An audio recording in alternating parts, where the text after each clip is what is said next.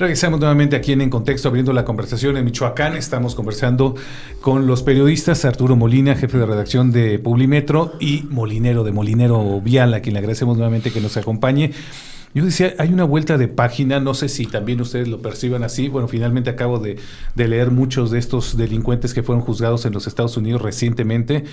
Y bueno, finalmente los dos cofundadores del cártel de Sinaloa, tanto Chapo como el Mayo Zambada, ya fueron sentenciados en los Estados Unidos, con la muerte también pues de El Mencho.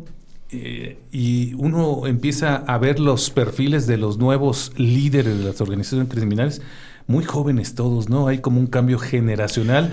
Lo lamentable es de que pues se cae una cabeza y hay 10 más abajo, ¿no? No se desmantelan. Y esta parte me parece que es importantísimo que no lo olvidemos. No se desmantelan ni se debilitan las organizaciones criminales con la caída de sus líderes o fundadores. Hoy vemos una nueva generación, son jóvenes prácticamente todos a los que se les señala ya como dirigentes de estas organizaciones, y parece que pues esto va para rato. Fíjate que si hacemos un análisis, alguna vez escuché a José Manuel Mireles Valverde, fundador de las autodefensas de Michoacán, cuando recién salía de prisión, y decía, es que hay una diferencia abismal entre el narco y el sicario, lo que se empezaba a ver por allá del año 2015. Y decía, a ver, el narco genera una base social en las comunidades, lo que hizo el Mayo, ¿no? Uh-huh. No son blancas palomitas, tampoco los vamos a santificar, pero que sí generaron una base social muy importante, ¿no? De construir un hospital comunitario, de poner una escuela, de darle a la gente dinero, seguir delinquiendo y matando, pero también creando una red social muy importante, una base social. ¿Se acuerda la diferencia? Que el sicario llega quemando, y llega destruyendo, y llega extorsionando, y llega asesinando. Entonces es un cambio de paradigma, de visión entre lo que es el narco de los 80s al 2010 y lo que es el grupo criminal actual del 2010 en adelante, donde son grupos auténticamente paramilitares que operan con terror completamente. Ya no hay una construcción de base social, ya no hay una construcción de un respeto, incluso, ¿qué imagen teníamos hace 15 años todavía cuando salió la película del infierno del delincuente, ¿no? Era un señor con camisa de gallos, su sombrero y su AK-47 y botas, ¿no? Sí. Las cadenas, los cinturones piteados, sí, la bota. Sí, era hasta chistoso, ¿no? Se hizo una parodia. ¿Cuál es la imagen que tenemos del sicario ahorita? Militares con tenis. Sí. Militares con tenis. De los sicarios, ¿no? Que son ya paramilitares, y de los hijos de muchos sicarios, ya incluso universitarios formados en universidades de alto prestigio, ¿no? Más ya con un perfil, y valga la redundancia o la palabra, más empresarial, ¿no? Entonces tenemos este cambio de visión de organización de los grupos criminales que evidentemente está impactando los niveles de violencia. Ya no existen ni siquiera aquellos códigos. ¿Tú te acuerdas cuando decían es que Ciudad de México, Puebla y las ciudades son como santuarios, no se atacan porque ahí viven las familias de los líderes? Ahorita se matan niños, se matan mujeres, se matan adultos mayores, ancianos, etcétera. No hay códigos ya dentro del mismo crimen organizado. Hace 20 años Michoacán tenía un grupo criminal. El último corte que nos pasaba a nuestro compañero César Cabrera eran 17 grupos criminales identificados en Michoacán. ¿Qué pasó aquí? Hay una atomización. Tú cortas una cabeza y surgen 2. Cortas esas 2 cabezas y surgen 4, 8, 16. Y así nos vamos multiplicando. Muchas veces más violentas. Y muchas veces más violentas porque ya no hay un respeto al mismo territorio. Es decir, ya no es el grupo criminal que controla el territorio y mantiene un orden, sino son grupos criminales que se disputan el control territorial. Es lo que nos ha llevado desde el 2015 a la fecha, desde que surgen los grupos de autodefensa y radican al principal grupo criminal de aquel entonces, pues una atomización que muchos autodefensas también tomaron la batuta de grupos criminales, y ahora tenemos grupos criminales contra grupos criminales, dejando en medio a la población.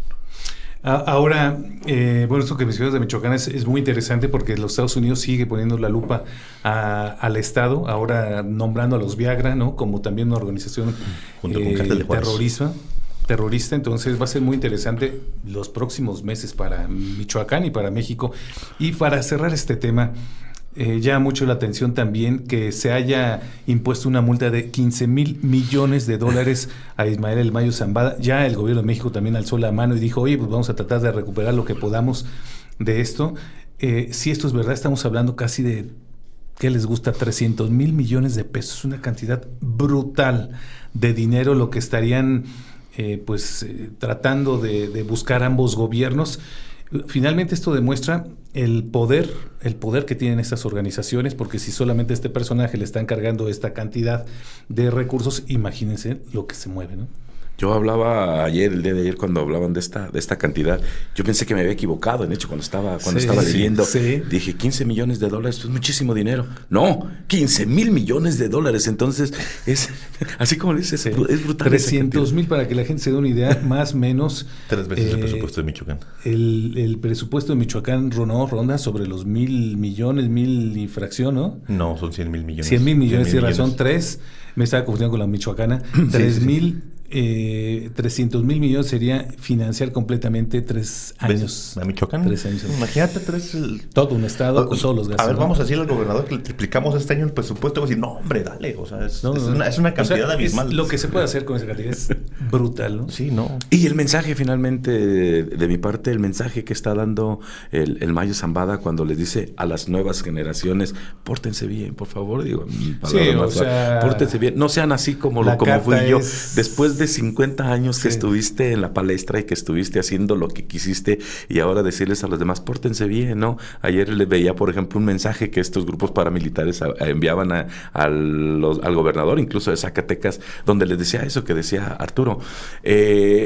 Nos pueden eliminar a uno, pero vamos a surgir 10.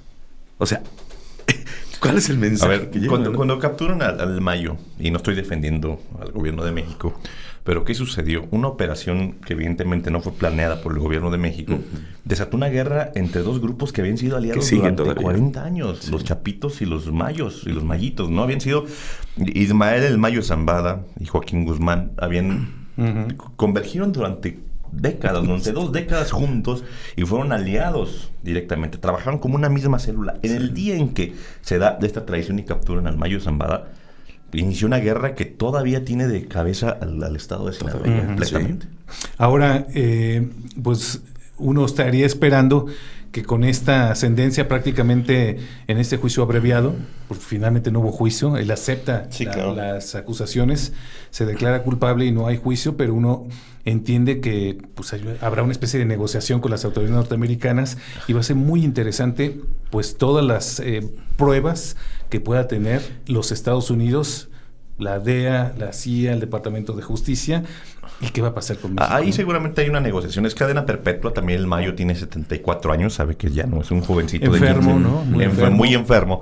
Entonces, incluso creo que había solicitado permanecer preso en un hospital para estar más cómodo. Yo creo que se lo van a dar. Creo que muchos dicen eso, justamente, mi estimado Arturo, dicen en el tipo de prisión o internamiento que le den, se va a conocer el nivel de convenio o de acuerdo que tiene con los Estados Unidos. El Chapo no tiene ni siquiera oscuridad. Nada. Duerme con luz encendida directamente a su rostro. Tiene prohibido cubrirse el rostro para dormir.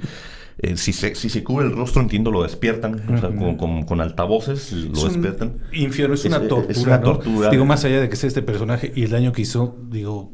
Sí, para todos los parámetros internacionales es una tortura. No lo íbamos a tener en un hotel. O sea, nadie va a quejarse, ¿verdad? Pero esto es lo que está evitando el Mayo Zambada. Sí, claro. ¿No? Y la forma de evitarlo es pues negociar. Y seguramente también negoció algo para sus familiares, porque también es lo que se estila, ese es el otro tema. De alguna manera es un hombre muy próspero que seguramente tuvo muchas esposas y muchos hijos, y pues negociando esa parte, ¿no? Que puedan conservar cierta parte del patrimonio. Y hablabas qué es lo que viene para Michoacán. Por ahí platicábamos en los últimos días, hablábamos con algunos políticos, y ellos tienen la confianza, así entre comillas, de que vienen algunos cañonazos para Michoacán.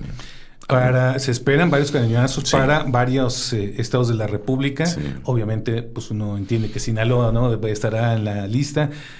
Tamaulipas, Sonora, y muchos hablan de Michoacán. Sí. Vamos a ver qué es lo que se da a conocer seguramente las próximas semanas o meses para nuestro estado. Vamos a hacer una nueva pausa y regresamos aquí en Contexto, abriendo la conversación.